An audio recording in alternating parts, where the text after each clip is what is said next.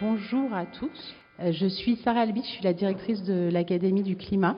Le monde de l'économie circulaire, c'est pour nous tout à fait en phase avec nos missions.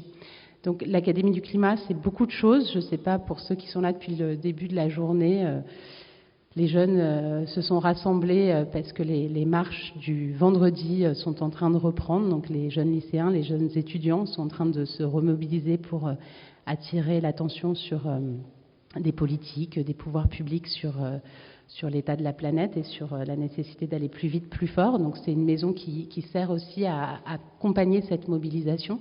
C'est une maison de transmission. On fait aussi beaucoup d'ateliers auprès des enfants, des plus jeunes, avec des pédagogies plutôt actives. Donc ils sont dans des ateliers. Je vous invite à visiter aussi le lieu parce qu'il parle de lui-même. Et je suis aussi très heureuse que ça se soit fait ici et que vous ayez aussi travaillé avec Maximilien Vox, donc ce lycée qui a fait la signalétique. Et donc ces étudiants qui étaient là, qui sont venus plusieurs fois, qui se sont installés, qui se sont mélangés tout au long de la journée avec les jeunes engagés pour le climat, parce qu'on a aussi cette vocation-là, c'est-à-dire de faire en sorte que dans la formation telle qu'elle est aujourd'hui, on puisse partout intégrer cette brique des enjeux climat, des enjeux de la transition. Et donc aujourd'hui, c'était une super belle journée parce qu'on avait à la fois les jeunes déjà très engagés, les jeunes engagés à travers leur formation, leur futur métier. Donc voilà, et puis là, cette ouverture aujourd'hui, je pense que tout incarne l'Académie. J'ouvre aussi, et au nom tu es là aussi au nom de la ville, de la maire de Paris, Florentin Lotissier, qui porte pour la ville les enjeux de l'ESS, de l'économie circulaire notamment. Et donc je suis très heureuse d'avoir à te passer la parole. Et encore merci pour ta présence pour le festival, mais aussi pour l'Académie, parce qu'on a besoin de tout votre soutien aussi. Bonne conférence. Bravo. Mais vous l'avez, notre soutien, tout notre soutien à l'Académie du climat. Bonjour à toutes et tous. Donc moi, je suis Florentin Lotissier, je suis adjoint à la maire sur tous les sujets d'économie sociale et solidaire, d'économie circulaire et de stratégie zéro déchet. Et quand je viens à l'Académie du climat, je me dis toujours que c'est vraiment le lieu pour bien lutter contre l'éco-anxiété.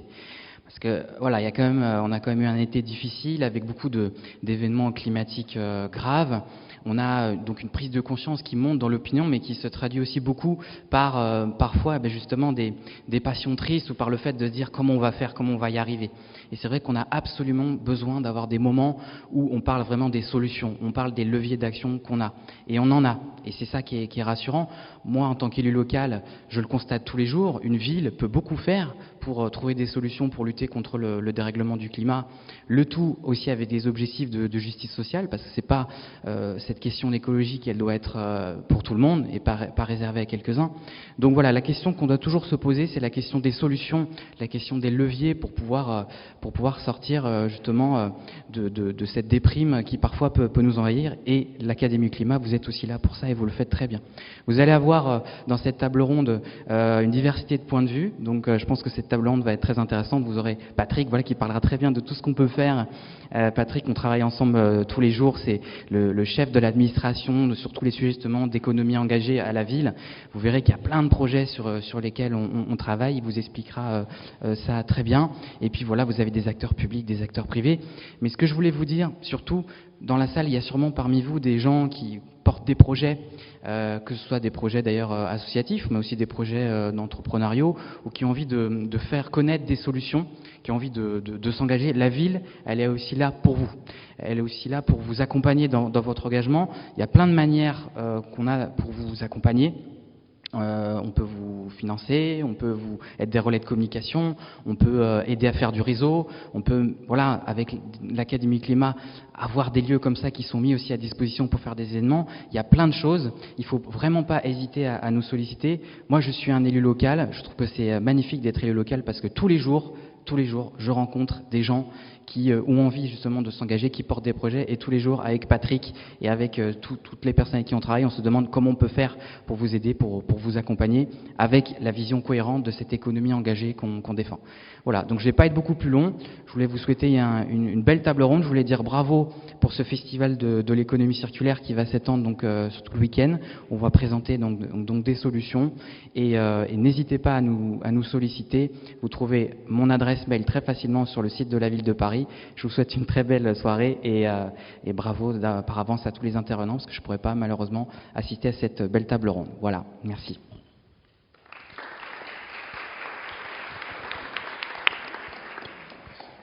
Merci à vous deux pour cette introduction. Nous allons pouvoir commencer cette table ronde qui a lieu grâce à Today. Donc pour ceux qui ne connaissent pas Today, c'est une association qui a été créée il y a un peu plus d'un an, après un passage à l'incubateur Make Sense, où moi je les ai rencontrés, où j'ai pu les accompagner à ce moment-là. La mission de Today, vous ne m'entendez pas assez mieux là peut-être. La mission de Today, c'est de démocratiser les pratiques de l'économie circulaire et de vulgariser ces techniques.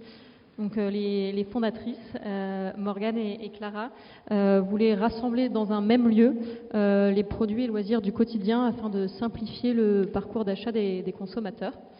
Et l'année dernière, elles ont organisé le premier festival de l'économie circulaire à la Cité Fertile, à Pantin, avec 2500 visiteurs. Demain et dimanche aura lieu la deuxième édition du festival où on espère vous voir nombreux. Vous pourriez y découvrir les acteurs de l'économie circulaire, faire du shopping à impact positif et participer à des ateliers, animations et collectes solidaires. Donc on espère vous y voir dès demain. Je vais laisser les participants de la table ronde se présenter assez rapidement parce qu'on a déjà commencé en retard, mais faire un petit tour de table. Oui, bonjour à tout le monde. Donc moi, je m'appelle Dick Radif, je suis chargée de projet à l'Académie du Climat et notamment, je prends en charge également toutes les collaborations en lien avec l'économie sociale et solidaire et éventuellement l'économie circulaire. Du coup, je m'appelle Marc Bultez et je suis administrateur au réseau francilien du réemploi qui regroupe plus d'une cinquantaine de ressourceries, recycleries, des structures Emmaüs, des ateliers de vélo. Et je suis, pour le coup, moi, directeur et cofondateur de la recyclerie sportive. Et qui est une des pépites de l'écosystème du réemploi à Paris, mais il est modeste, il va pas le dire. Patrick Tranois, moi je suis le chef du bureau des économies solidaires et circulaires à la direction de l'attractivité de l'emploi de la ville de Paris. Et donc, en gros, c'est le bras armé administratif des délégations de Florentin Letissier que vous venez de voir, mais aussi sur l'alimentation durable d'Audrey Pulvar et puis sur quelques sujets d'innovation sociale également d'Afaf Gabellotto. Donc c'est, allez, on va dire l'économie engagée, mais bon, heureusement, je ne suis pas le seul et il y a d'autres services à aller dans le sens de l'économie engagée au sein de la ville de Paris. Donc, bonjour à tous, moi c'est Daphné Grabengia et je suis la cofondatrice de la marque d'upcycling Risab Paris. Nous, on revalorise les vêtements de seconde main. Bonjour à tous, je suis Thibaut Niles, cofondateur des Matériaux Parisiens. Nous, on revalorise les biodéchets en les transformant en biomatériaux ou en objets. L'idée, c'est de créer un réseau d'ateliers de transformation des déchets en ville. Bonjour à toutes et tous, Jérémy Almosny. Donc moi je suis le directeur régional de l'ADEME Île-de-France, donc agence de la transition écologique. Et donc notre terrain de jeu, c'est bien sûr Ville de Paris, la métropole, mais toute l'Île-de-France. Et on intervient sur 3 grandes verticales, si je puis dire, de la transition écologique. On va accompagner l'émancipation aux énergies fossiles, sujet fortement d'actualité, l'économie circulaire et les déchets, et puis tout ce qui va concerner la ville durable, les territoires durables dans toutes ses composantes, aménagement, mobilité, qualité de l'air, agriculture de proximité, etc.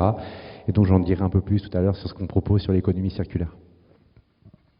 Merci à tous. Et donc on va commencer par faire un rapide rappel de la définition de l'économie circulaire et peut-être donner quelques chiffres. Patrick, du coup, je te laisse la parole. D'accord. Alors, ce que je voudrais surtout vous dire, c'est que la loi n'est pas absente du terrain de l'économie circulaire. Elle n'est pas forcément très en avance non plus. L'économie circulaire est apparue dans le droit français en 2015 dans une loi qui avait pour titre notamment la croissance verte. On peut s'interroger sur l'oxymore du titre. Il a fallu attendre 2021 pour que dans la loi AGEC, on ait quelques avancées assez notable en matière d'économie circulaire, que ce soit par exemple un objectif de 5% de déchets des ménages réemployés, donc évités par le réemploi, donc ça c'est pour toi, d'ici, je ne sais plus si c'est c'est tellement lointain, 2030, voilà, d'ici 2030, donc en 2030, 5%. Bon. À Paris, on est déjà à 3%. C'est pas mal, mais il faudrait aller un peu plus loin.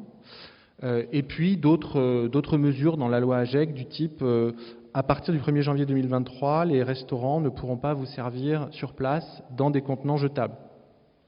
Par contre, vous pourrez rentrer chez vous avec des contenants jetables et surtout vous pourrez vous faire livrer par des personnes ubérisées des contenants jetables. Bon, donc la loi a avancé à son rythme sur l'économie circulaire. Heureusement, en parallèle, et notamment l'ADEME, mais aussi les porteurs de projets ont donné des définitions concrètes. Donc pour ceux qui ne les auraient pas déjà en tête, en gros, on part d'abord de l'éco-conception. On essaye de faire en sorte que dès le départ, les produits soient fabriqués avec le moins d'utilisation de matière possible et durent le plus longtemps possible. Ensuite, une fois qu'on a un produit, et si possible on n'en achète que ce qui est nécessaire, on le fait durer par le réemploi si on ne veut plus s'en servir soi-même, la réparation. Donc ça c'est l'allongement de la durée de vie des produits. On peut mutualiser les produits, c'est l'économie de la fonctionnalité notamment, donc louer plutôt qu'acheter, essayer de partager, économie du partage. Et puis éventuellement, si on ne peut pas faire tout ça, alors on se résout la mort dans l'âme au recyclage des produits. Ça c'est très important parce que je ne sais pas quel est le degré de sensibilisation, enfin à mon avis si vous êtes là, vous savez déjà tout ce que je vous raconte sur le sujet, mais souvent, moi, encore dans mon métier au quotidien, on me dit « Ah oui, alors donc toi finalement les acteurs économiques avec lesquels tu traites, c'est les filières de recyclage ». Ben non. Filière de recyclage, c'est quand on a échoué sur toutes les étapes précédentes. Bon, après, on peut quand même souhaiter que ça se passe en France, on peut quand même souhaiter que ça se passe bien, mais c'est déjà un échec, finalement, le recyclage. Hein, j'insiste là-dessus. Alors, on n'a pas, à ma connaissance, de statistiques, puisque dans votre question, il y a le cadre légal et il y a aussi le pourcentage d'activités qui seraient concernées par l'économie circulaire. On n'a pas de statistiques là-dessus. On a des statistiques sur l'économie sociale et solidaire, et ça va me donner l'occasion de vous dire que les deux ensembles se croisent mais ne se confondent pas. Sur l'économie sociale et solidaire, on sait qu'il y a à peu près 10% de l'emploi, 10% du PIB, parce que là, il y a une définition légale depuis 2014 des entreprises de l'économie sociale et solidaire, et donc vous en êtes ou vous n'en êtes pas, et on peut compter votre chiffre d'affaires et votre nombre de salariés. Il n'y a pas un référencement à l'aune de la définition légale que j'ai donnée précédemment des entreprises qui sont dans l'économie circulaire ou qui n'en sont pas. Ce n'est pas forcément regrettable d'ailleurs, dans la mesure où il faudrait que tous les comportements des entreprises, des consommateurs aussi d'ailleurs, tendent vers l'économie circulaire. Donc ce n'est pas forcément regrettable qu'on n'ait pas créé une catégorie d'entreprises de l'économie circulaire. Ça nous empêche de dire ce que ça représente exactement en termes d'emploi. Donc l'ADEME saura sûrement vous dire mieux que moi les évaluations, et notamment sur le potentiel, puisqu'il y a eu une étude qui a été faite en ce sens, si mes souvenirs sont bons, en 2016 ou en 2017. Mais on n'a pas forcément de dénombrement. En revanche, on l'a sur l'économie sociale et solidaire, et donc c'est l'occasion de vous dire que ces deux ensembles ne sont pas confondus. Dans l'économie sociale et solidaire, où on a l'impact social d'abord comme objectif, et seulement, subséquemment, l'impact environnemental. Dans la définition de l'utilité sociale, l'impact environnemental, ça n'est possible que si c'est corrélé à la solidarité ou l'éducation à la citoyenneté, en gros. L'économie sociale et solidaire, on a des acteurs qui ne sont pas écolos. Je vous avouerai même que le Crédit Agricole est dans l'économie sociale et solidaire. J'ai pas dit que le Crédit Agricole n'était pas écolo, ne me faites pas dire ce que j'ai pas dit, vous en tirez vous-même les conséquences. Voilà. Et à l'inverse, dans l'économie circulaire, on n'a pas, et heureusement, que des entreprises de l'ESS. Quand Renault met en place un atelier de reconditionnement de moteurs, c'est pas une entreprise de l'ESS. Et il faut souhaiter que demain, les entreprises comme Renault aillent vers l'économie circulaire. Voilà ce que je pouvais répondre à cette première question. Merci Patrick. Oui, donc une ESS, économie circulaire, effectivement ce n'est pas la même chose et la limite peut être parfois fine. Tu vas commencer à évoquer les 7 piliers de l'économie circulaire. Jérémy, est-ce que tu peux nous en dire plus? Et peut-être aussi par rapport aux enjeux et aux ambitions de l'économie circulaire aujourd'hui. Merci. Bon, il y a déjà beaucoup de choses qui ont été dites, donc je ne vais pas être redondant, mais peut-être reposer le contexte. Grosso modo, je ne sais pas si vous savez, mais sur les 50 dernières années, les ressources naturelles, la matière première utilisée par l'homme a été multipliée par 10. Donc il y a quand même un sujet. Donc en fait, l'économie circulaire s'oppose d'une certaine façon à une économie linéaire qui pousse à l'extraction, la production, la consommation et on jette. Donc finalement, derrière cette définition de l'économie circulaire, et ce que je vais vous présenter en termes de définition qu'on porte à l'ADEME via ces 7 piliers, c'est de sortir du tout jetable. Donc finalement, l'ADEME définit l'économie circulaire selon 3 domaines. Alors j'ai fait des antisèches, parce que je ne suis pas l'expert. J'ai écrit pas mal de choses, mais je vais être rapide. Donc on a, premier domaine, c'est la question de la production et l'offre de biens et de services. Premier domaine. Et donc dans ce premier domaine, nous avons plusieurs leviers qui ont été cités. Donc c'est plutôt des leviers qui vont s'intéresser majoritairement aux acteurs économiques. En un, ça va être tout ce qui va concerner l'approvisionnement durable. L'approvisionnement durable, c'est-à-dire dans les techniques d'exploitation, d'extraction, comment on va faire pour limiter le rebut, comment on va faire pour optimiser les rendements, consommer le moins d'énergie, le moins d'eau possible pour produire ces produits et services. Premier point. Ensuite, on va s'intéresser à la question de l'éco-conception. L'éco-conception, c'est grosso modo dans la manière dont je vais concevoir un procédé, dans la manière dont je vais concevoir un produit de bien ou de service, comment j'intègre l'intégralité du cycle de vie de ce produit et de ce procédé pour limiter son impact sur l'environnement. Donc je réfléchis au moment où je conçois le produit déjà à sa mort, pour limiter justement les déchets produits. Ensuite, on a l'économie de la fonctionnalité. Donc ça a été cité, je donne juste cet élément, c'est grosso modo une économie qui tend davantage à vendre les services d'un produit que le produit lui-même. Exemple, Vélib, c'est l'économie de la fonctionnalité. Voilà un exemple très concret de comment on peut justement sortir du produit vendu, mais plutôt se tourner vers la notion du service. Et enfin, sur cette question de production et d'offres durables, il y a la question de l'écologie industrielle territoriale, qui est une brique extrêmement importante. Je m'explique.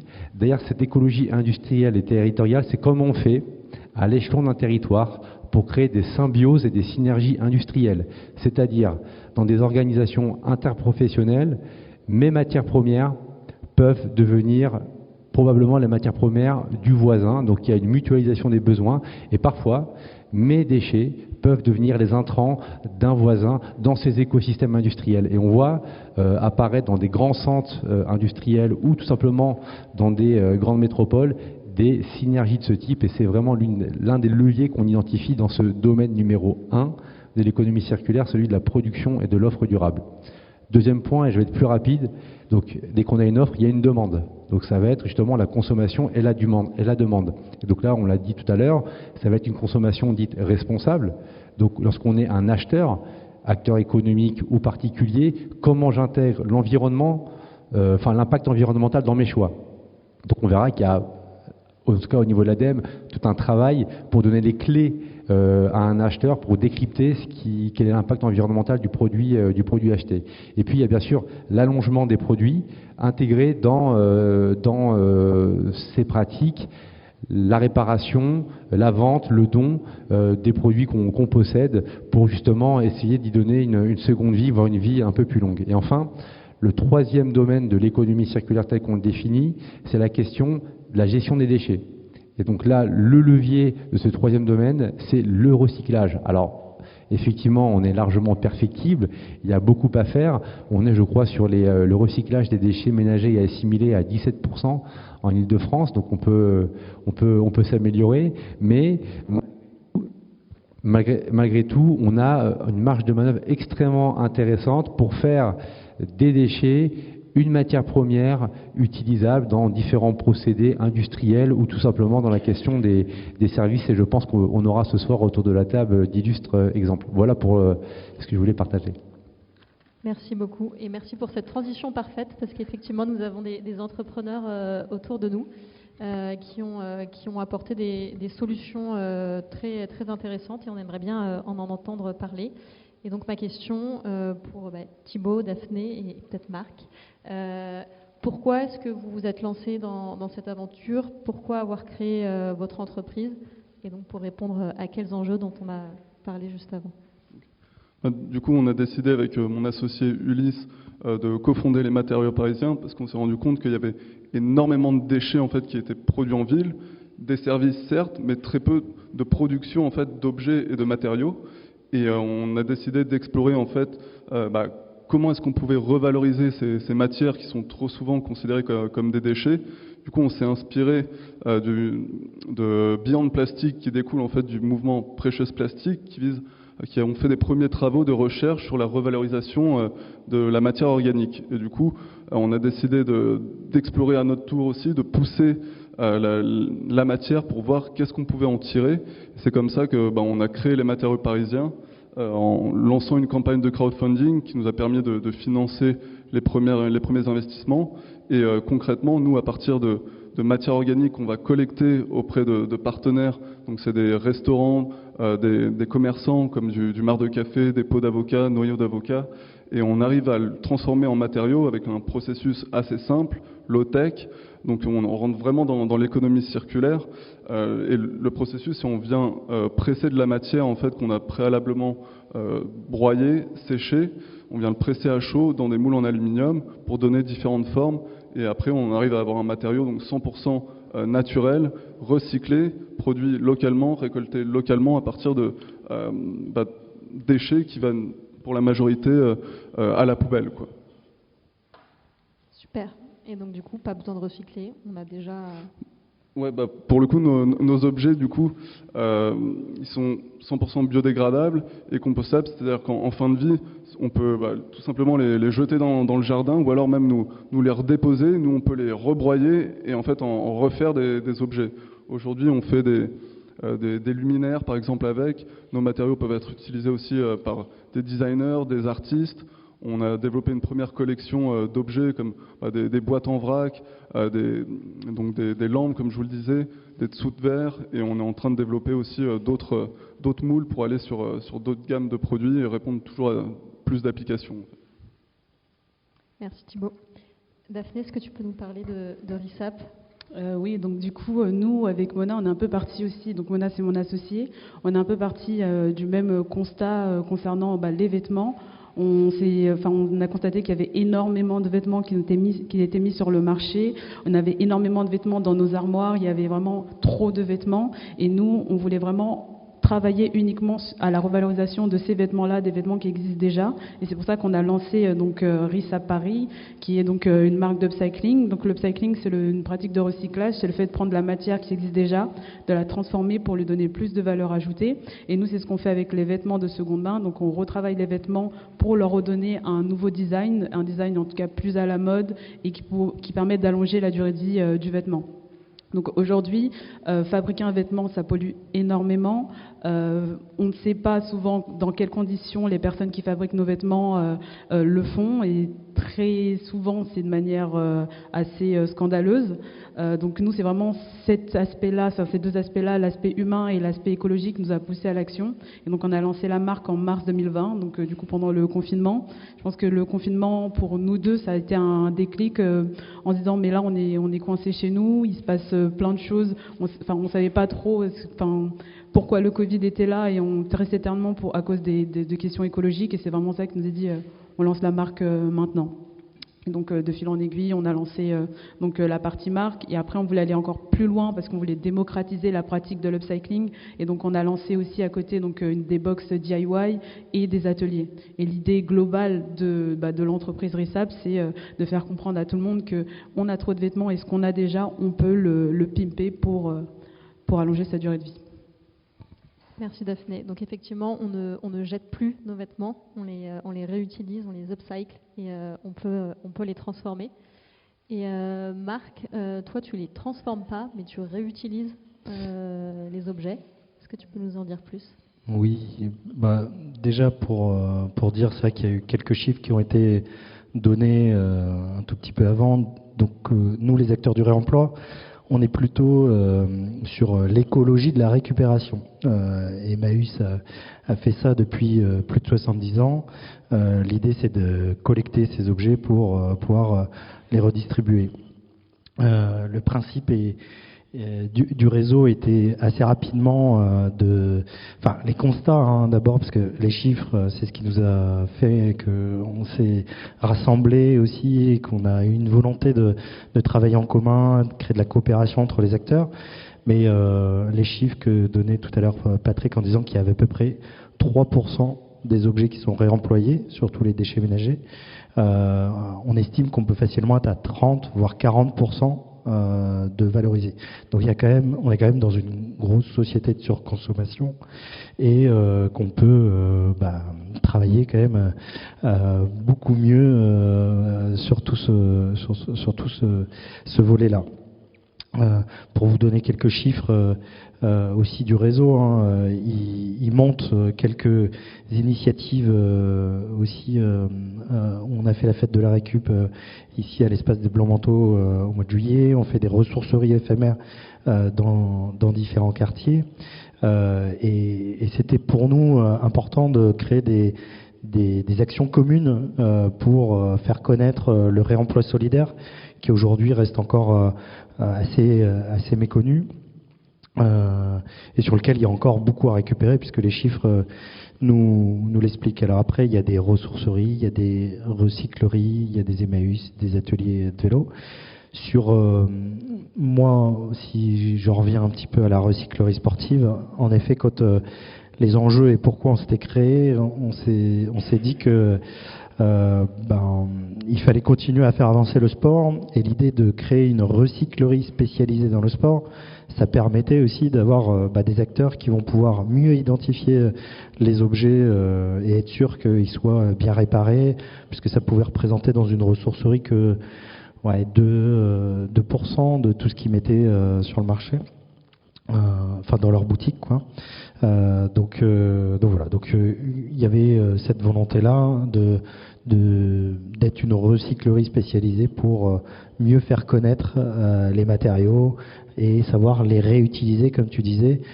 Souvent on parle des 3 ou des 5 R entre la réduction, le fait de sensibiliser les gens à consommer de façon plus responsable, ce qui a été dit aussi par Jérémy tout à l'heure. La réparation, donc on fait des ateliers où on apprend aux gens à réparer, à entretenir le matériel, comme des repair cafés, où les gens peuvent venir avec leurs objets et les réparer et repartir avec. On fait du réemploi, avec les chiffres que je vous ai donnés. Les gens peuvent donner du matériel ou s'équiper en matériel de seconde main. Et enfin, on fait de la réutilisation, on détourne des objets pour faire autre chose avec, pour que ce soit du mobilier, de l'art de la table, de la maroquinerie. Il y a plein de choses qu'on peut inventer et je crois que l'être humain, en tout cas, il a une capacité à inventer des choses. Donc en effet, il y a de la place pour plein d'initiatives. Merci. Et il me semble aussi que vous faites de la réparation. Moi, je suis déjà allée à l'atelier de réparation vélo qui annexe la recyclerie. Et donc, pareil, il y a réutiliser, mais aussi réparer pour allonger la durée de vie des objets qu'on utilise au quotidien. Et donc, là, vous vous demandez, ok, on a compris les enjeux, il faut y aller, j'ai une idée, comment je m'y prends, comment je fais. Et donc, c'est là où on arrive sur quelles sont les aides et les accompagnements qui existent aujourd'hui pour les acteurs de l'économie circulaire et un petit peu plus largement de l'ESS. Dikra, je te laisse peut-être commencer. Oui, alors, pardon. Alors tout ce qui s'est dit en fait autour de cette table, on peut bien comprendre que l'économie circulaire est un des objectifs en fait pour, on va dire, mieux réussir sa transition écologique et énergétique, mais c'est pas la seule solution. Et aujourd'hui, pour permettre en fait de sensibiliser, et mobiliser le territoire et nos jeunes, aujourd'hui à l'Académie du Climat, on essaye vraiment d'accompagner en fait, d'agir de manière avec une intelligence collective et participative. Et pour mobiliser, en fait, et pouvoir passer à l'action, on organise pas mal d'ateliers d'intelligence collective, comme des fresques du climat, des fresques de la biodiversité, des fresques de l'économie circulaire maintenant, pour permettre en fait de donner en fait des actions et des, j'ai envie de dire des billes en fait à nos jeunes. On organise des ateliers de cuisine anti-gaspi avec nos prestataires. On travaille également avec Marc, la recyclerie sportive. On a des ateliers de vélo, d'upcycling. Mais également, on collabore sur énormément d'événements en lien avec l'économie circulaire, sociale et solidaire, comme aujourd'hui, comme le festival. On accueille des free truck parties avec une grande association qui s'appelle Paris Friendly, qui permet en fait, voilà, d'éviter une surconsommation et de lutter contre un peu une fast fashion, je pourrais dire ça. Mais également, on fait de l'accompagnement à long terme pour des étudiants et des jeunes diplômés du Grand Paris, à travers un dispositif qui s'appelle Starting ESS, qui est également piloté par la direction de Patrick, la direction de l'attractivité et de l'emploi. Et on coporte ce dispositif à l'académie. Et Starting ESS, c'est quoi? En fait, c'est un dispositif qui accompagne nos jeunes dans l'entrepreneuriat et la professionnalisation sur des enjeux d'économie sociale et solidaire, et forcément de l'économie circulaire, parce qu'on comprend bien que l'économie circulaire est fortement, historiquement, en fait, liée à l'économie sociale et solidaire. Donc cet accompagnement se fait par des masterclass encadrés par des experts. Donc les sujets sont assez variés. On traite la gouvernance, la finance, la communication, l'économie responsable, et également une bourse d'études attribuée à nos jeunes pour pouvoir en fait les aider. Voilà, c'est pas non plus une grosse bourse d'études, mais ça leur permet en fait de mettre un pied à l'étrier, et d'amorcer des projets, d'ouvrir un compte, de commencer vraiment, d'avoir des statuts juridiques, etc. Et parmi nos lauréats cette année, quand on regarde en fait nos 15 lauréats, on s'aperçoit que sur les 15, on a plus d'un tiers qui font de l'économie circulaire sans le savoir. Aujourd'hui, on accompagne nos jeunes sur des projets de gestion des déchets. On a un lauréat qui recycle les cartons pour faire de la scénographie et du mobilier local. Donc c'est un jeune lauréat. Donc moi aussi j'ai une anti-sèche. Je les connais pas tous. Voilà. C'est souvent en fait ces lauréats sont entrés dans le dispositif avec juste une idée, soit vraiment ils étaient déjà lancés. Ils avaient déjà des statuts juridiques, associatifs ou SAS, etc. Et ça leur a permis en fait vraiment de se professionnaliser, de continuer leur projet et d'avoir vraiment une réelle entrée sur l'économie sociale, solidaire et circulaire, ce qu'ils n'avaient pas, j'ai envie de dire, lorsqu'ils avaient candidaté à l'appel à projet. On a donc un lauréat qui transforme les déchets de carton pour faire de la scéno. On a également un lauréat qui veut ouvrir un site internet de revente de livres d'occasion pour les étudiants, parce qu'il ne faut pas oublier qu'il y a aussi, le monde étudiant à Paris, souffre souvent d'une précarité. Donc on sait très bien qu'un livre, ça peut coûter une vingtaine d'euros et que souvent on ne peut pas se le payer. Donc ce site va vraiment permettre à des étudiants de récupérer à moindre coût des livres d'occasion, avec en fait une intelligence artificielle, le fait que la couverture du livre est totalement scannée et elle sera reconnue sur le site. Donc il n'aura pas besoin vraiment d'entrer toutes les données. On a également une lauréate qui fait du homeware. Donc en fait elle travaille en fait sur une lingerie éthique et de homeware, mais à base de dead stock. Donc les dead stock, c'est quoi? C'est des stocks dormants de maisons de couture. Donc les maisons de haute couture ont vraiment des rouleaux et des rouleaux de tissus qui ne servent pas souvent. Donc on appelle ça stock dormant, et ces stocks ne sont pas réattribués, même parfois incinérés malheureusement. Ce qui fait que ces stocks vont servir Aujourd'hui, on a vraiment cette culture de l'économie circulaire, même dans le prêt-à-porter et de la haute couture. Donc ces stocks peuvent servir, et donc ça va permettre de créer des collections de lingerie éthique. On a une lauréate, tout à l'heure, tu parlais de low-tech, donc qui fabrique des low-tech aussi. Donc le low-tech, ça va permettre également de réduire drastiquement la consommation de matériaux et d'énergie. Et on a des lauréats qui vont également comme le disait, faire de la friperie. Donc elles sont un peu, elles ont comme un peu les modes de food truck. Elles sont également en camion et elles traversent tous les campus universitaires et elles vendent de la friperie et des vêtements de seconde main, hommes, femmes, enfants. Donc tous ces lauréats-là, on les incube ici à l'Académie du Climat, on les accompagne sur des parcours de professionnalisation et on leur permet vraiment d'avoir un axe vraiment un axe économie circulaire et économie sociale et solidaire pour pouvoir en fait être vraiment ancrés localement, avoir des acteurs du territoire commun et pouvoir surtout aider à une transition écologique de manière plus pérenne. Voilà. Et ce qui est super intéressant, du coup, dans ce que tu dis, c'est que les lauréats peuvent arriver à différentes maturités de projet et que donc vous, vraiment, vous les accompagnez pour...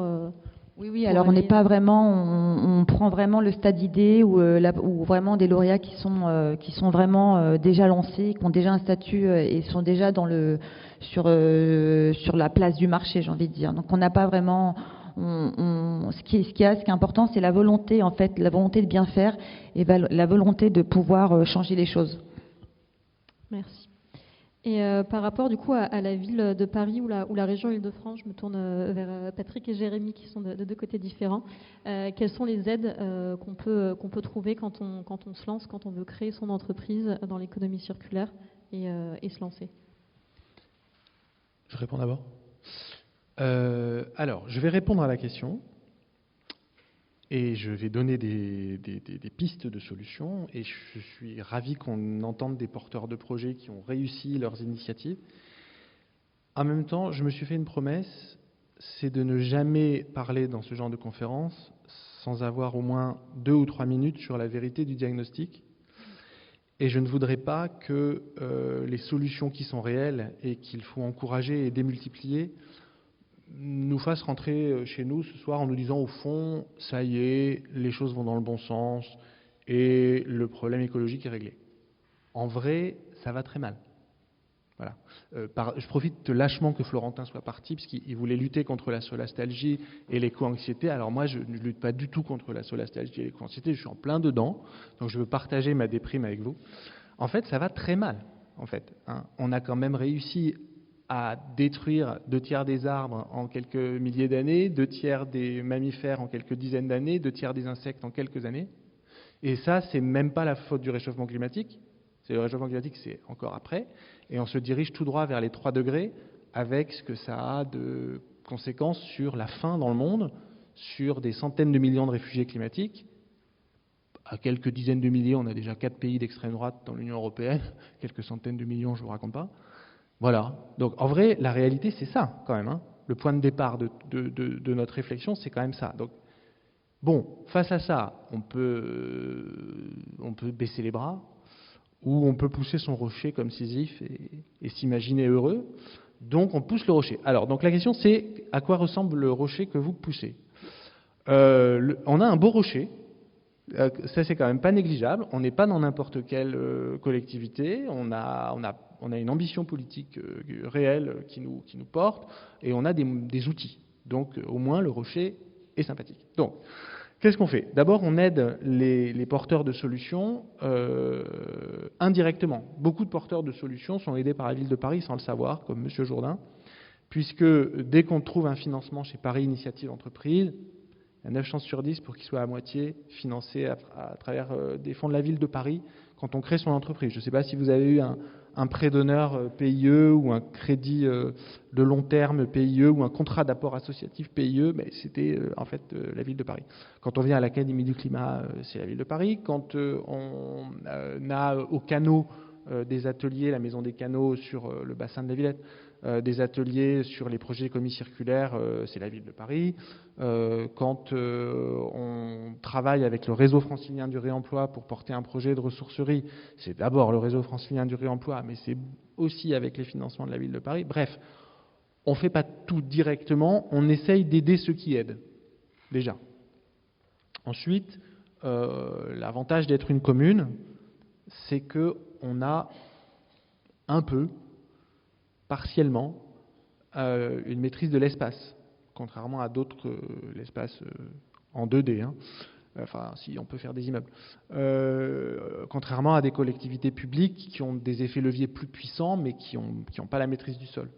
Donc, par exemple, on peut loger les acteurs de l'économie circulaire, qui parfois, compte tenu du prix du mètre carré parisien, compte tenu du fait qu'elles préfèrent avoir comme charge, au sens comptable du terme, parce que ce n'est pas des charges au sens moral du terme, plus de ressources humaines, c'est aussi une économie qui crée beaucoup d'emplois, l'économie circulaire, d'emplois non délocalisables, de l'ingénierie sur de l'éco-conception, et puis parfois elles ont moins de recettes, ces entreprises, parce que comme elles se font fort de vendre leurs solutions au plus grand nombre, il faut que le consommateur soit responsable, mais encore faut-il qu'il puisse accéder à ces solutions. Quand vous avez plus de charges et moins de recettes, en général, au niveau du résultat d'exploitation, c'est pas terrible. Donc, il faut qu'on allège un certain nombre d'autres de ces charges, et c'est ce qu'on fait en mettant du mètre carré à la disposition de ces entreprises. Donc, par exemple, Marc, il va s'installer dans un magnifique pavillon dans le parc de la cité universitaire, parce que, comme chacun sait, les étudiants sont des grands sportifs, et ils ont donc besoin des solutions de Marc. Bon. Où nous avons un plateau, a priori, vous êtes à Métropole 19, c'est ça? Ouais. Donc, Métropole 19, c'est Ville de Paris. C'est la régie immobilière de la Ville de Paris, pardon. On a un plateau sur le textile qu'on va créer aussi dans le 13e arrondissement, dans un immeuble Berlier, où on va mettre des acteurs de l'économie sociale et solidaire, de l'économie circulaire. Donc, de l'immobilier. De l'immobilier. Alors, jusqu'à présent, je touche du bois, on n'a pas construit sur des friches pour faire de l'espace à l'économie circulaire, parce qu'il faut quand même nager entre les paradoxes. Parfois, avec les meilleures intentions, on fait les pires bêtises. Donc non. Donc, jusqu'à présent, on a réutilisé des bâtiments existants où on a chassé de l'économie linéaire pour mettre de l'économie circulaire dedans. Bon. Donc ça, c'est notre deuxième levier. Et puis notre troisième levier, c'est qu'on fait des appels à projets.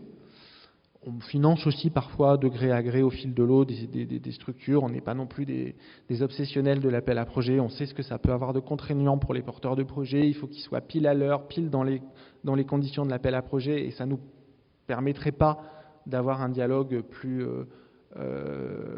souple avec des projets qui vivent leur rythme aussi, qui vivent à leur rythme aussi. Mais on a quand même beaucoup d'appels à projets qui sont liés à l'économie circulaire, donc soyez-y attentifs si vous avez des projets qui rentrent dans ce cadre-là. On a un appel à projet qui s'appelle Cap sur l'économie circulaire, qui s'adresse aussi bien aux structures d'insertion qu'aux structures de l'économie sociale et solidaire classique, enfin, ou autres que de l'insertion. Donc ça permet à toutes les structures qui ont un impact social d'essayer de marcher sur leurs deux jambes de l'impact vertueux et d'aller vers aussi un impact écologique. Donc typiquement, on va dire à un traiteur en insertion, si demain tu veux utiliser que des contenants consignés, parce que c'est bien beau de faire de l'insertion, mais sauver du manque d'emploi les générations actuelles pour hypothéquer l'avenir des générations futures, c'est contradictoire. Donc si tu veux demain fonctionner avec que des contenants consignés, on va t'aider à financer la transformation. Typiquement, on pourrait dire à des structures d'insertion qui font des travaux de ménage que peut-être elles pourraient basculer vers l'utilisation de produits moins toxiques ou non toxiques pour les activités de ménage, etc., etc. Donc ça, c'est Cap sur l'économie circulaire. On a un deuxième appel à projet, première édition en 2022, donc on est très fiers parce qu'il est tout nouveau, qui s'appelle Paris 100 balles pour le réemploi. On vient de choisir les lauréats. Le Conseil de Paris doit le valider, donc je ne vous en donne pas la liste. Mais si le Conseil de Paris vote ce que la commission de sélection a choisi comme projet, on devrait, par cet appel à projet, parvenir à l'économie de 28 millions de contenants jetables annuels. Éviter 28 millions de contenants jetables annuels. Bon, sur un contenant jetable, c'est pas difficile d'atteindre des chiffres impressionnants. Un contenant jetable, on peut aller jusqu'à en utiliser 5 par jour. Il y a 2 millions de Parisiens, il y a 365 jours par an. Donc voilà, faites la multiplication, j'ai la flemme, mais 28 millions, on est quand même... Enfin, c'est bien, hein, mais c'est le début, quoi. Voilà. On a un appel à projet sur l'alimentation durable et solidaire chaque année, qui nous permet aussi de favoriser des circuits courts. Donc ça, c'est pas directement de l'économie circulaire, c'est de l'impact écologique. Mais on a des acteurs, on en parlait avec Jérémy tout à l'heure avant de commencer, comme Quel Bon Goût. Je fais de la pub, KELBONGOO, faites vos courses sur Quel Bon Goût, c'est bon, c'est pas cher, c'est produit par des paysans qui sont... accessoirement. Voilà, c'est pas comme quand on achète du fromage industriel, de lactalis. Ah non, j'ai pas dit ça, pardon. Donc Quel Bon Goût, qui fait quand même de l'économie circulaire, puisque en même temps qu'il fait des circuits courts, il fait de la précommande, donc pas de gaspillage alimentaire. On achète au producteur que ce que l'utilisateur final lui a demandé, et il utilise uniquement des contenants réemployables, pas des bacs jetables pour remplir les déchets. Et puis, enfin, on a un appel à projet Paris Fertile. Alors celui-là, je l'irais presque à dire qu'il est indirectement de l'économie circulaire, que je force un peu le trait, mais j'avais envie de vous en parler, donc je raccroche avec la thématique de la table ronde de manière assez artificielle. Il est quand même presque lié à l'économie circulaire dans la mesure où il forme, c'est un appel à projet qui permet de former des Parisiens qui veulent devenir agriculteurs durables. Et je pense que son principal impact en matière d'économie circulaire, c'est qu'il va empêcher, il va sauver des tas de gens de tas de bullshit jobs dans des entreprises où ils généreraient énormément de déchets. Et ils vont éviter de faire ça en devenant agriculteurs bio en Ile-de-France.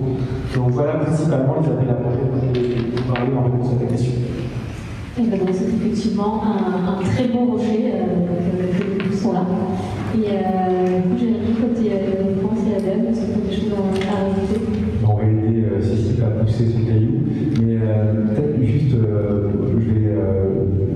bon, Florentin n'est pas là, mais j'aurais pu lui dire au moins incisif, on a fait quelques pas. C'est vrai qu'il y a beaucoup à faire, le contexte est dramatique, mais les quelques pas sont là. Sur la période 2009-2018, on a pu quand même émettre moins 22% d'émissions de gaz à effet de serre, donc on est très loin de l'objectif, mais on avance. Moins 18% de consommation d'énergie, on est très loin, mais on avance. Donc maintenant, c'est comment on fait pour changer d'échelle et parler d'accélération. Donc ça va être vraiment notre émotif à l'ADEME, changer d'échelle et accélérer. Et je pense que c'est important de le noter. Tout ce qu'on évoque sur l'économie circulaire, ça nécessite véritablement des changements d'orientation sectorielle massifs. C'est-à-dire comment on fait pour transférer les emplois, les compétences, les activités d'entreprises qui utilisent de manière intensive ces ressources vers des entreprises qui justement évitent de les consommer. Et donc, dans une étude qu'on a menée en 2016, donc ça a été cité, je vais la reprendre, c'est 800 000 emplois en France. Donc on a vraiment un gisement intéressant, il faut qu'on accompagne tout cela. Et parce que l'économie circulaire évoque le développement économique, parce que l'économie circulaire évoque l'environnement et parce que l'économie circulaire évoque le social, d'une certaine manière, on a toutes les politiques publiques des territoires qui est innervé, ou du moins qui est touché par l'économie circulaire. Et donc, dans toutes nos aides à l'ADEME, on va devoir travailler avec les entreprises, changer de modèle, changer justement d'échelle vis-à-vis de ces transformations sectorielles que j'ai évoquées, travailler aussi avec les collectivités, c'est essentiel parce qu'ils sont prescripteurs, mais ils sont aussi consommateurs, clients potentiels de l'économie circulaire, et puis travailler avec les citoyens, et on verra qu'on a là aussi des dispositifs intéressants à partager. Je ne vais pas forcément être exhaustif parce que ça va démontrer la complexité des appels à projets, des dispositifs, le millefeuille, pas un guichet unique, c'est compliqué, on le répète souvent, et c'est vrai, vous avez raison de le dire, c'est compliqué. Donc on va essayer plutôt de comprendre quel est le besoin de ces acteurs qui s'inscrivent dans l'économie circulaire et essayer de les orienter vers les dispositifs les plus adaptés. Donc vis-à-vis des entreprises, nous avons la capacité de soutenir des études, des investissements en lien avec l'UIT, l'écologie industrielle territoriale, en lien avec l'économie de la fonctionnalité, en lien également avec l'éco-conception. Donc je peux vous citer quelques entreprises qu'on a soutenues. L'entreprise Noma sur l'éco-conception qui est spécialisée dans les luminaires, on l'a accompagné à l'établissement d'un produit 100% éco-conçu et on l'accompagne à la fois dans une étude préfiguratrice sur leur schéma d'affaires jusqu'à l'investissement des appareils nécessaires à cette éco-conception. L'économie de la fonctionnalité, je peux citer DM Compost, qu'on a aussi accompagné sur leurs produits de services intégrés au territoire, ou encore le village du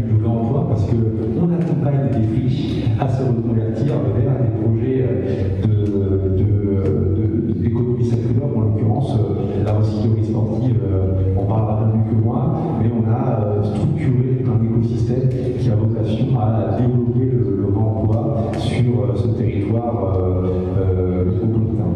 Donc on a étude investissement vis-à-vis des entreprises, on a bien sûr aussi un soutien vis-à-vis des structures qui accompagnent ces entreprises. ADEME Île-de-France, on est 40, on est 12 millions d'Île-de-France, donc on n'a pas cette bras, on a beaucoup de motivation, on n'a pas cette bras, il faut jouer collectif, et donc jouer collectif, c'est travailler avec les structures qui le réfèrent, donc le réseau francilien de l'emploi, on finance des ressources, des ETP, des individus dans cette structure pour accompagner les entreprises. On a d'autres structures qu'on accompagne, comme la Chambre régionale de l'économie sociale et solidaire, ou encore d'autres associations qui vont aider à démystifier c'est quoi l'économie de la fonctionnalité, à donner des exemples inspirants de ce que l'éco-conception ou encore encourager vers les industriels à se tourner vers l'écologie industrielle et territoriale. Et puis, on accompagne aussi les consommateurs. Alors, on a rarement des actions directes vis-à-vis du grand public. Heureusement qu'on a l'Académie du climat ou d'autres qui vont faire ce travail de prescription. Nous, les prescripteurs, c'est les collectivités.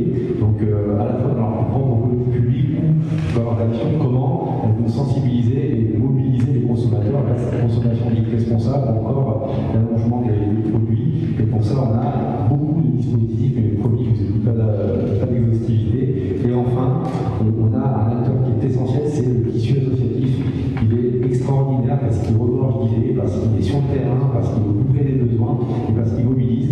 Et pour ça aussi, on a la capacité de soutenir des programmes relais. On va aider les associations à se doter d'effectifs pour pouvoir agir plus ou encore à investir dans des actions permettant d'intégrer l'économie circulaire au quotidien. On a accompagné beaucoup de recycleries et ressourceries sur les 5 dernières années, tout particulièrement sur la période Covid, où on a eu ce plan de secours aux ressourceries et aux recycleries avec plus de 2 millions d'euros versés à ces structures. Merci. Du coup, on va peut-être faire un tour auprès de l'ISAP, le matériau parisien, la recyclerie sportive, pour voir vous comment vous êtes lancé, quelles ont été les... On peut peut-être commencer par les difficultés pour remettre la partie négative sur la table, et terminer par le positif de, au contraire, justement, quelles ont été les aides et comment ça s'est bien terminé, en tout cas, comment ça a fonctionné. Je vous laisse commencer. Peut-être juste déjà pour dire que ça paraît pas si idéal que ça, parce que Corentin m'a dit voilà, vous lui envoyez un mail, là vous avez des financements, c'est quand même un peu plus compliqué que ça. Du coup, c'est un parcours du combattant. Si on doit quand même revenir à un porteur de projet, il y a Pascal qui est là, qui s'en va, qui est du RFR. Voilà, c'était pour que vous puissiez la repérer, parce que pour le coup, elle est salariée RFR et puis elle est aussi pour accompagner des porteurs de projet. Donc voilà, vous la recroiserez peut-être à l'occasion. À bientôt. Voilà. Du coup, juste, oui, moi je dis souvent, et je prends exemple un peu d'un plongeon, parce que quand on veut porter un projet, la plupart du temps, il y a des gens qui ont des super idées, mais qui les laissent un peu dans leur tiroir ou placard et qui ne vont pas à l'extérieur pour les challenger un peu. Donc, je pense que c'est important que si vous faites le plongeon, il faut y aller vraiment. Il faut lui donner le temps et l'envie d'y aller. Et souvent, c'est bien de ne pas être tout seul et de trouver des parties prenantes avec lesquelles vous allez pouvoir avancer dans votre projet. La collectivité, en effet, est une belle partie prenante aussi pour nous soutenir, en effet, par rapport à ces difficultés, parce que les locaux et l'aide au démarrage, c'est ce qui est quand même le plus compliqué à lancer. Voilà. Ça pour nous, c'est vrai que c'est les gros enjeux du démarrage. Et souvent, il y a quand même aussi une temporalité, ce que je veux dire aussi entre le moment où vous avez l'idée et puis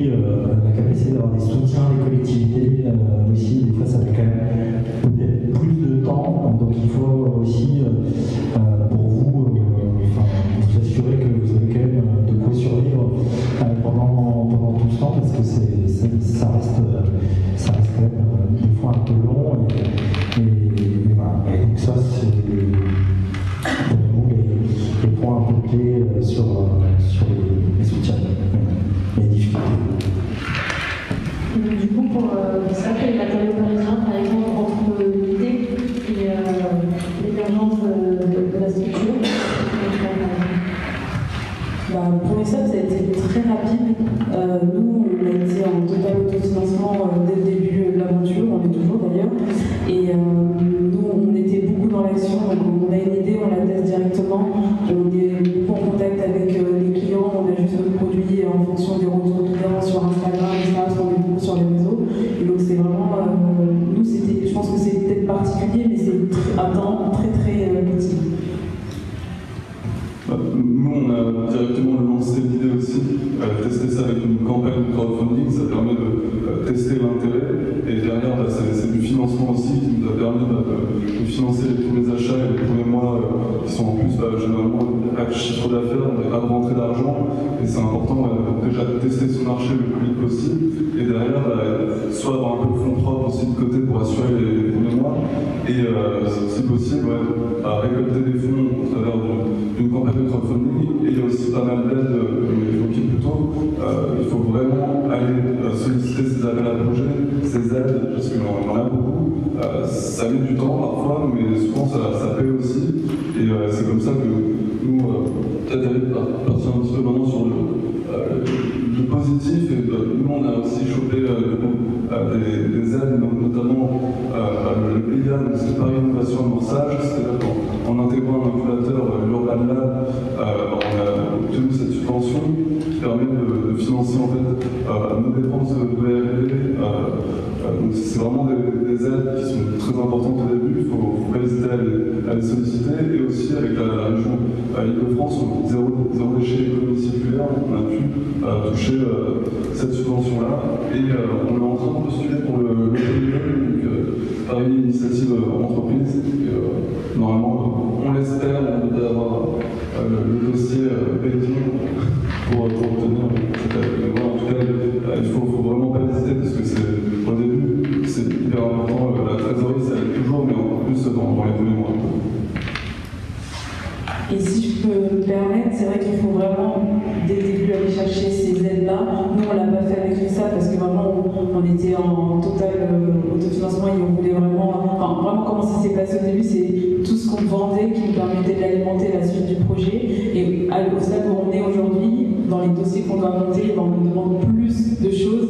Et c'est vrai que c'est plus facile au tout début quand il y a besoin, en tout cas, dans des critères de moins de choses, d'aller chercher ces aides-là. Et on a parlé pour Matériaux Parisiens et ça pour l'impression que c'était tout rose. Est-ce qu'il y a quelques difficultés que vous voulez quand même mentionner, notamment peut-être au début, vous n'avez pas beaucoup de locaux? C'est vrai que pour nous, il y a une activité quand même pas mal basée sur la R&D. Il fallait un petit espace de production pour faire les premiers tests. Et c'est pas évident d'en trouver à un prix au début attractif, c'est tout de suite des frais assez importants. Donc là, nous, on a fait appel à un Fab Lab pour commencer aussi les expérimentations. Donc un Fab Lab, c'est un labo partagé avec d'autres créateurs. Donc ça nous a permis gratuitement en fait, de faire nos premiers tests. Et après, c'est surtout aussi les rencontres. N'hésitez pas à aller développer votre réseau, entrer en contact avec différentes personnes, des organismes. Nous, par exemple, on a été du coup logé après pendant plusieurs mois dans les sous-sols de la caserne, qui est un incubateur sur la mode responsable, parce qu'on a fait une rencontre avec la directrice de la caserne à l'occasion d'un festival où on a animé un atelier pédagogique où les gens venaient expérimenter en fait et transformer les déchets en matériaux. Et en fait, ça nous a permis de rester 6 mois gratuitement pour développer aussi nos matériaux, avancer sur la R&D. Et maintenant, on a trouvé un local grâce à la LVP et à Plateau Urbain, à Porte de la Chapelle, là, le nouveau quartier de la Chapelle internationale. Et c'est encore une fois, c'est des appels à projets et il faut y aller. Il y a beaucoup de bonnes surprises. Il y a aussi du moins bon, c'est là je partage des choses qui sont plutôt bien allées. C'est vrai qu'il y a beaucoup de difficultés pour ISAP. Je dirais que nous, on a rencontré vraiment beaucoup de difficultés du fait justement qu'on était en autofinancement. Les forces de ISAP, c'est qu'on est 2 fondatrices et on est vraiment très complémentaires et on se booste l'une l'autre. Et donc voilà, aussi, si vous voulez vous lancer avec quelqu'un, je pense que pour certains, ça peut être vraiment un plus. En tout cas, ça l'a été pour ISAP. Donc sur les difficultés, je vais rejoindre Thibaut sur les locaux. C'était très difficile fois, on avait se retrouver à la rue avec l'atelier et nos machines. Et donc, de toute façon, on a commencé dans l'appart de Mona, puis après, on a atterri dans une arrière-boutique qui faisait 6 mètres carrés. Et ensuite, on a eu un atelier de 30 mètres carrés à Port-de-Vente grâce à un plateau urbain. Et là, on vient d'arriver donc février dernier dans notre nouvel atelier. Donc, c'est Métropole 19. Et pareil, c'est grâce à la RVP qu'on est là-bas. Donc là, vraiment, sur tous ces petits changements, à chaque fois, c'était pas des changements faciles parce qu'on augmentait l'espace, donc on augmente le loyer, donc il faut augmenter la trésorerie, des choses comme ça. Donc c'est plein de petits challenges pour une petite entreprise qui donne parfois des grosses frayeurs, mais on a réussi à tenir le cap. Voilà, globalement, c'est beaucoup de difficultés autour de la trésorerie. Nous aussi, je voulais vous partager notre expérience aussi sur la levée de fonds, parce que du coup, on cherche aussi des investisseurs privés de façon à accélérer le déploiement de nos ateliers et couvrir le maillage territorial. C'est vrai que des projets comme les nôtres, il faut investir quand même dans des machines, de l'outillage, même si c'est des investissements assez faibles comparé à ce qu'on peut voir sur les machines industrielles ou pas. Les investisseurs souvent sont un petit peu frileux parce que déjà c'est un secteur innovant et avec des actifs aussi fixes.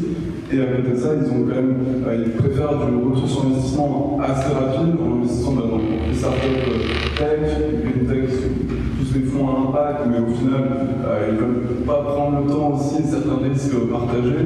Mais donc oui, au niveau de la levée de fonds, les fonds privés, donc c'est pas toujours évident d'aller lever l'argent. Complètement, et je pense que je redis un peu sur ce que tu disais tout à l'heure, c'est que les enjeux, nous, ils sont différents, et je pense que pour ces investisseurs-là, ils devraient peut-être ajouter en tout cas d'autres curseurs et à prendre en compte justement pour investir. Les charges sont différentes. Nous, typiquement, on a notre atelier qui est dans Paris, on produit tout à Paris, on essaie de se sourcer en France, etc. Et faire tout ça ici, ça coûte très cher et forcément nos prix, on ne veut pas faire exploser nos prix. Nous on a des prix de vente qui restent convenables, forcément ça fait comptable dans nos marges et forcément c'est que derrière tout au niveau du chiffre d'affaires, au niveau du résultat, tout ça c'est impacté et les investisseurs c'est ce qu'ils regardent en premier et du coup forcément on n'est pas les premiers sur la liste. On rencontre un petit peu les mêmes difficultés aussi, parce que nous, du coup, on a un petit atelier et on est en train de standardiser aussi les process de production, de façon à pouvoir produire davantage. Ne jamais rentrer sur une production industrielle, mais en tout cas dépasser un peu la phase artisanale. Et c'est vrai que ça demande du temps aussi, des ressources techniques. Et pour ça, il faut recruter, même si avec mon association on a des compétences complémentaires, à un moment il faut aussi investir et que des gens nous suivent aussi pour avoir plus d'impact et pouvoir déployer nos solutions à l'échelle. Merci beaucoup. Donc il faut tester, ajuster sans trouver des bonnes personnes et s'approcher pour les financements, pour les locaux. Et ce que j'entends là, c'est aussi que le réseau c'est très important. C'est par là qu'on peut trouver pas mal d'aide. Je voulais juste rajouter, en fait, je vais complètement partager leur point de vue parce que nous, par rapport aux jeunes diplômés qu'on accompagne ici, c'est vrai qu'ils ne sont pas encore lancés, mais c'est vrai que c'est une réalité en fait. Bénéficier, parce qu'ici en fait on a aussi un Fab Lab avec le TUMO qui est l'école du climat, qui en fait encadre des 9-25 ans sur des thématiques liées à l'environnement et à l'écologie. Et le fait d'avoir bénéficié du Fab Lab pour nos jeunes lauréats, pour du prototypage, c'est vraiment hyper important. Le fait d'incuber aussi au centre de Paris pour eux et d'avoir un lieu pour travailler leur projet, c'est vraiment quelque chose d'incontournable. Et vraiment, ce sont vraiment des freins en fait, pour pouvoir évoluer dans un projet. Et nous, à l'Académie, le fait d'accompagner ces porteurs-là, c'est vraiment un plus. La bourse en fait, attribuée par la ville de Paris, c'est quelque chose. Mais en fait, la réelle richesse d'un accompagnement sur les projets de porteurs d'action comme ça et de professionnalisation, c'est plus le savoir-faire, le lieu et l'expertise en fait, qu'on peut apporter à travers notamment aussi de masterclass en lien avec ces sujets-là. Donc je partage totalement en fait, les difficultés que vous évoquiez.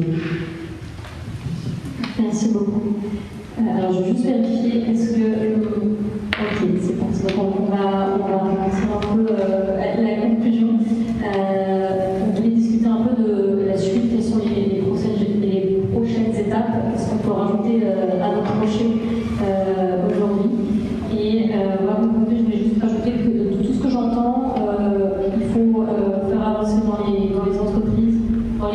visibilité chez les citoyens. Donc en fait, on peut agir dans tous les domaines et par tous les moyens.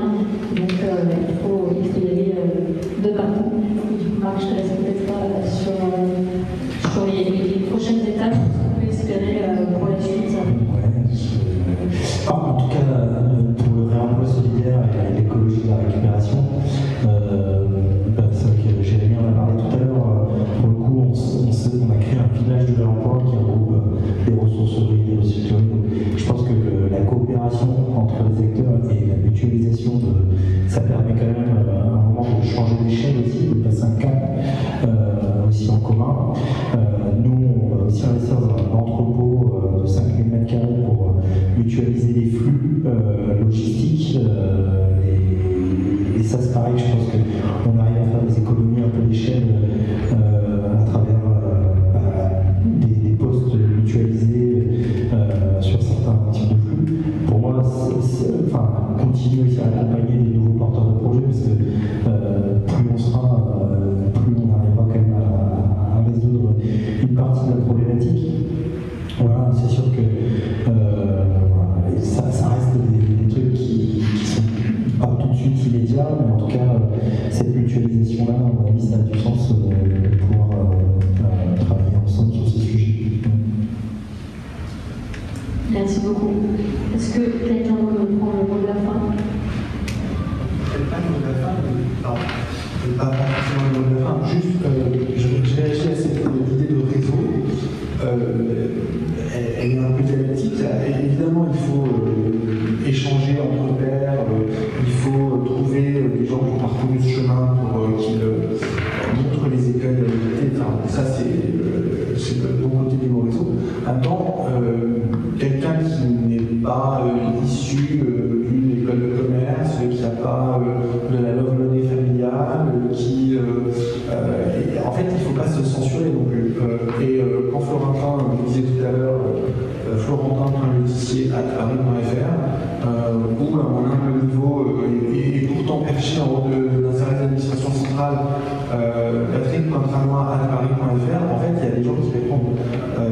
C'est peut-être un des avantages de Paris, c'est que vous avez une collectivité locale qui est à la fois à l'échelle de l'individu et en même temps avec une force de frappe suffisamment significative. Ce grand écart, il est pas toujours facile à pratiquer pour nous, mais on le fait. Donc, vos projets, c'est à vous de les porter, c'est à vous de les concevoir, et ce sera toujours à vous de les porter. Marc l'a dit, on ne pourra pas toujours dérouler, on ne pourra pas toujours satisfaire la totalité des besoins. Néanmoins, vous avez des gens qui sont là pour vous soutenir. Dès lors que ces projets vont dans le sens de l'intérêt général, vous avez une collectivité publique, notamment, qui est là pour vous accompagner. Vous n'êtes pas seul dans cette aventure. Je vous rends l'archive le micro. C'est le réemploi. Oui, donc effectivement, il faut aussi oser aux bonnes portes si on croit en son projet et avec la chance, elle s'ouvre. C'est bon. Et ben, je pense qu'on va pouvoir rentrer le micro et on a une. Donner la parole à Pervenche Verdier. Oui, on va donner la parole à Pervenche juste avant la diffusion des problèmes.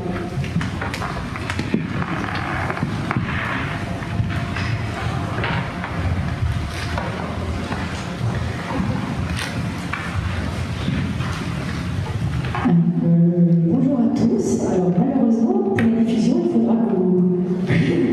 Non mais j'avais les épaules qui passent pas tout de suite.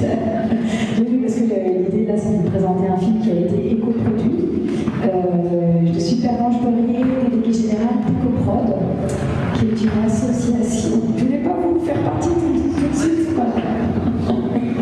Donc je suis la déléguée générale d'Ecoprod, une association qui accompagne la transition environnementale du secteur audiovisuel et cinématographique.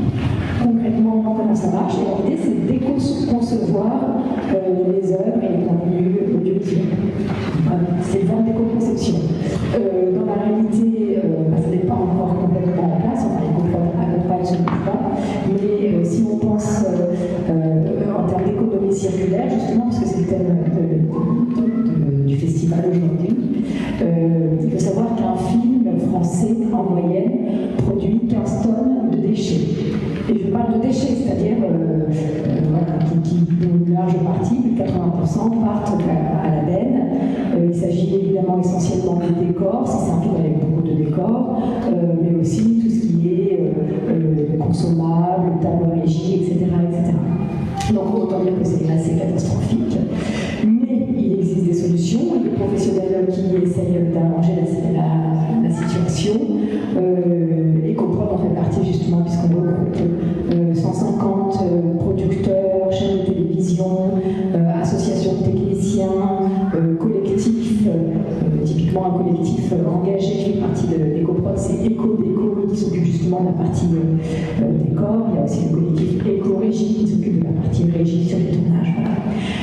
Et donc, je disais, des solutions existent. On a par exemple mené une étude qui s'appelle Circulart, que vous pourrez trouver sur notre site internet, en partenariat avec la région Île-de-France, et qui nous a permis de recenser toutes les bonnes pratiques qui sont faites sur les tournages. Et en fait, il y en a beaucoup.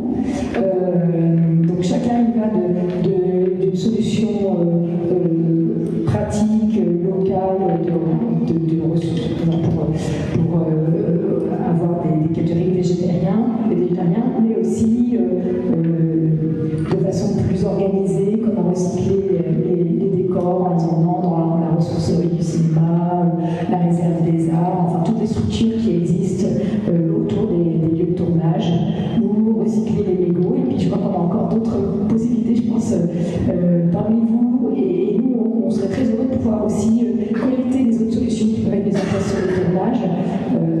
Donc n'hésitez pas à nous contacter pour que les bonnes solutions puissent être aussi utilisées dans l'industrie audiovisuelle et cinématographique. Donc ecoprod.com. Voilà. Mais alors, donc, il y a quelques films qui sont éco-conçus, et ce soir on va vous présenter un court-métrage qui a été présenté dans le cadre du programme On s'adapte de Canal+, qui a été suivi sur Canal. L'ambition de Canal, c'était de proposer un petit échantillon de court-métrage qui prospectivise, qui pouvait présenter des futurs souhaitables dans lesquels la société s'adaptait aux enjeux environnementaux. Voilà, donc on va présenter Palissade de Pierrick Chopin, produit par Moodfilm Production, qui est un des adhérents d'EcoProd. Je tiens à signaler deux choses sur ce court-métrage. Vous ne verrez pas qu'il a été éco-produit, et pourtant toute l'équipe est venue à vélo, n'a utilisé que de l'eau du robinet et des gourdes, s'est déplacé uniquement en TER pour tourner en Normandie, a été logé dans les gîtes locaux pour ne pas faire des allers-retours. Enfin, ça, vous ne pouvez pas voir à l'image, mais voilà. Et autre chose que vous ne verrez peut-être pas à l'image, c'est le sanglier qui est en 3D. Voilà, ça n'est pas un vrai sanglier, donc aucun animal n'a été maltraité dans le tournage. Enfin, c'est un film qui parle du vivant, du rapport de l'homme au vivant.